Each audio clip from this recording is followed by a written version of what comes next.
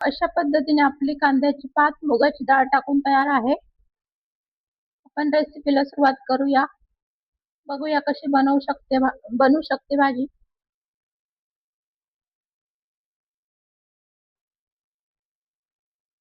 नमस्कार मैत्रिणींनो, आपण आज कांद्याची पातची भाजी करणार आहे.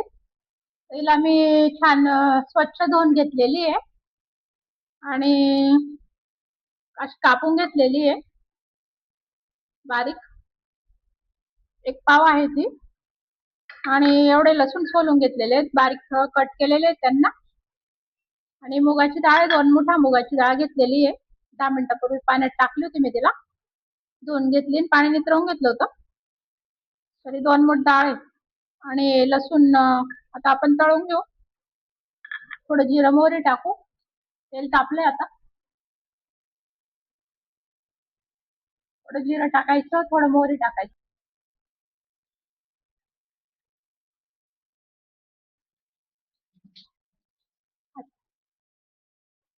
तर जिरं मोहरी आणि लसूण तळले गेले आपले.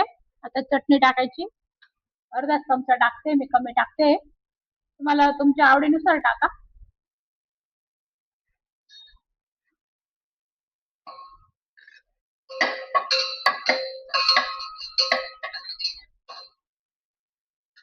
नंतर कांद्याची पात सोडून द्यायची.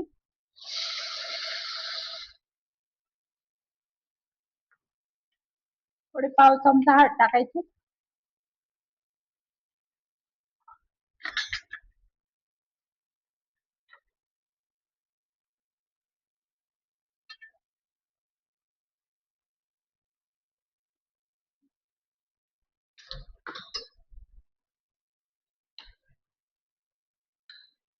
मीठ टाकून द्यायचं.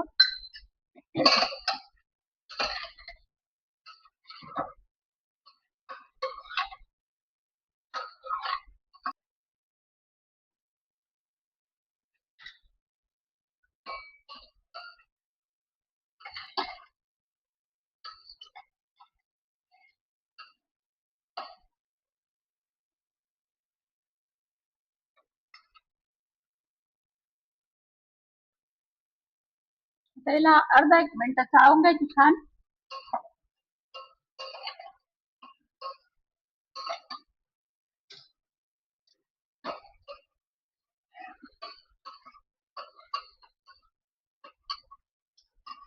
नंतर अर्धा ग्लास पाणी टाकून द्यायचं. आपल्याला अशी थोडीशी किंचित ओलसरच करायची भाजी, ओघळती. जास्त पातळ नाही करायची आहे. आता याला 25-30% शिजली का पात, त्यानंतर आपण डाळ सोडणार आहे. कारण डाळ लवकर शिजून जाते, पातला थोडा वेळ लागतो.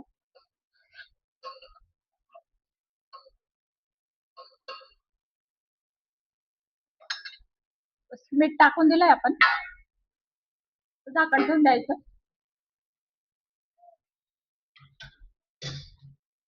आणि मंद आचेवरती होऊ द्यायची.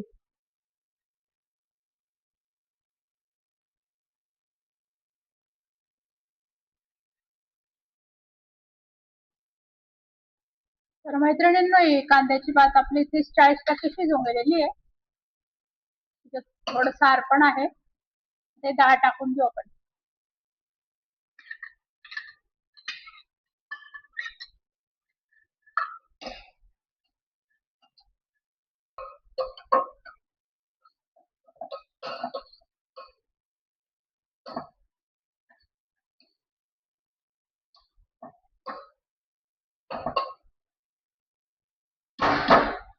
झाकण ठेवून देऊ पुन्हा.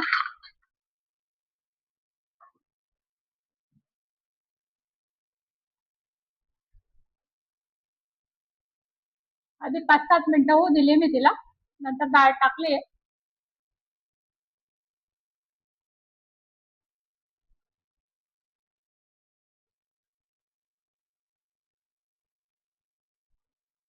तर बघू शकता मैत्रिणींनो, आपली मुगाची डाळ टाकून कांद्याची पात तयार आहे. अशा पद्धतीने भाजी फार छान लागते, करून बघा. छान कांद्याचा फ्लेवर आणि डाळचा फ्लेवर एकदम मस्त कॉम्बिनेशन असते. तर छान लागते ती. थोडं सार ठेवलंय मी किंचित. तर पोळीसोबत छान लागतो हा सार. तर करून पहा. रेसिपी आवडल्यास लाईक करा, सबस्क्राईब करा. थँक्यू.